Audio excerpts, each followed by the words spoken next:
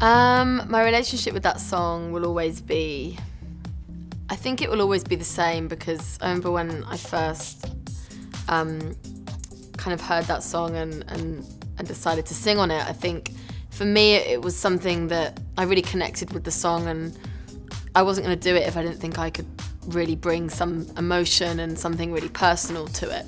So I have a connection to it because, you know, it kind of, a lot of things that have happened to me, I feel like, you know, that's what when I'm singing that song, I'm really channeling a lot of that different stuff. So yeah, it's emotional. We're still good friends.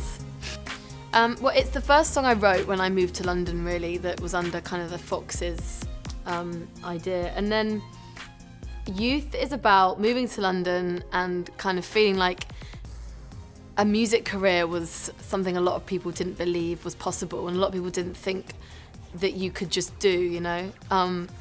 So I kind of wanted to write a song in rebellion and just be like, you can do what you love, and, you know, I felt like I suddenly had to grow up, and I didn't understand that.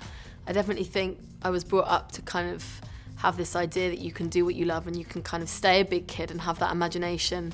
And I just wanted to write a song that made me feel like I could do that. I think their strength as artists and their kind of no apologies approach to it, you know, I think they're really real. They've got a message, and I think, you know, there's depth behind it. You can just tell that it's like, it's so personal that it's kind of like, sometimes I feel like when I'm listening to them, I shouldn't be listening, because I'm like, wow, you just know that that's something that's, you know, really deep, and it means a lot to them. And, you know, they're true artists. I think they will never do what the rest of the world's doing. They'll always do what they want to do and what they, you know, what feels right and what's natural for them. And I love that.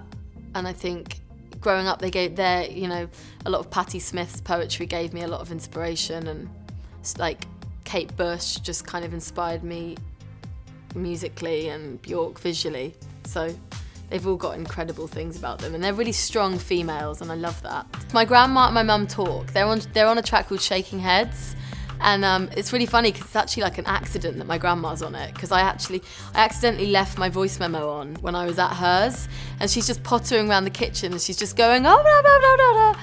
Oh, no, you got it, just talking loads of random stuff, and I realised it was on, and I was like, oh, that's so weird. And then a couple of months later, I was in the studio, and I remember accidentally playing it, and I was like, that's crazy, I've got to put that on.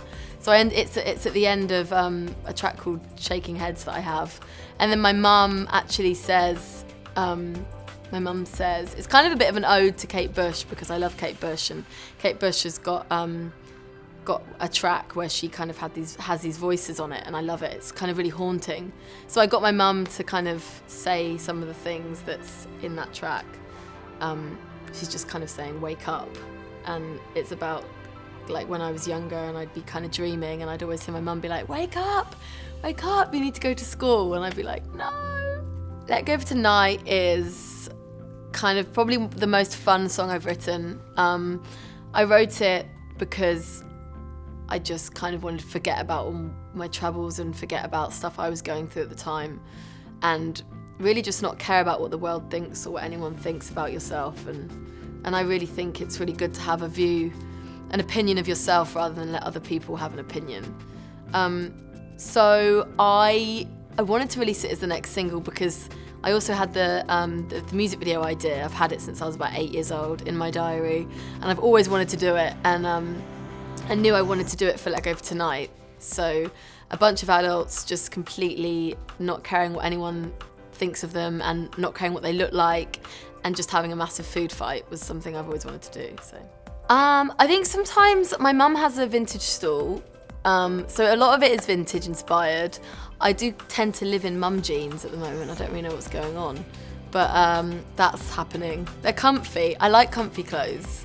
I think if I could, I'd just wear pyjamas. I think we probably should wear pyjamas more all the time.